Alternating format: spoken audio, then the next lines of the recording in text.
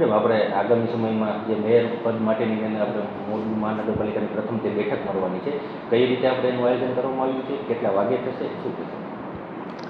મોરબી મહાનગરપાલિકાની ચૂંટાયેલા સભ્યોની પ્રથમ બેઠકનું આયોજન 26 તારીખે 11 વાગે કરવામાં આવેલ છે અને એ મોરબી મહાનગરપાલિકાની નવી બનેલ બિલ્ડિંગના બીજા માળે એનું આયોજન કરવામાં આવેલ છે.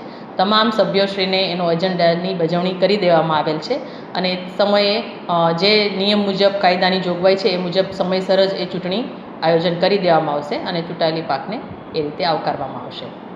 મેડમ, નવની કમિશનર તરીકે આપણે મોરબીનો ચાર્જ સંભાળ્યો છે, ત્યારે મોરબીને કઈ રીતે આપણું વિઝન છે મોરબીને બનાવવા માટેનું, આપની પ્રાથમિકતા શું રહેશે મોરબી માટે?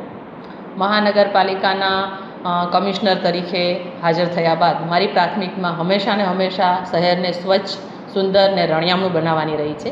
તો આ કિસ્સામાં હું વિચારું છું કે આગામી 2 મહિના આપણે એકદમ વિગરસલી સ્વચ્છતાની ડ્રાઈવને શરૂ કરવા માગીએ છીએ અને પ્રી મોન્સૂન એક્ટિવિટીને પણ આપણે ખૂબ જ ઝડપી પૂર્ણ કરવા માગીએ છીએ, જેથી આગામી ચોમાસામાં મહાનગરપાલિકાના નગરજનોને કોઈપણ પ્રકારની મુશ્કેલી વરસાદને આધારિત ના ઉપસ્થિત થાય.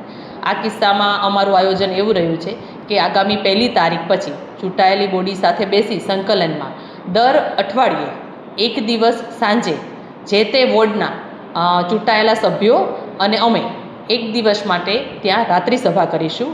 દરેક વીકમાં 1 વોર્ડ લઈ અને ત્યાંના નગરજનોના પ્રશ્નો ત્યાં જ સાંભળીશું, ત્યાં જ એનો ઉકેલ લાવવાનો પ્રશ્ન કરીશું અથવા એની તૈયારી કરી અને અહીંયા આવીને અમે એને સાંભળીશું. મારી ઈચ્છા એવી છે કે નગરજનોને મહાનગરપાલિકા સુધી ના આવવું પડે અને અમે એમના દ્વારે જઈએ અને એમના જ ચૂંટાયેલા પ્રતિનિધિઓ સાથે જઈએ, એવો એક મારો અભિગમ છે. તો આગામી 1 તારીખથી અમે સૂચિત પ્રોગ્રામમાં પણ આનું જાહેરાત કરી છે કે ચૂંટાયેલા જે તે નગરના વોર્ડના જે વ્યક્તિઓ છે એમની સાથે જે તે વોર્ડમાં રાત્રિ સભાનું દર વીકે 1 વોર્ડ એ રીતે આયોજન વિચારેલ છે.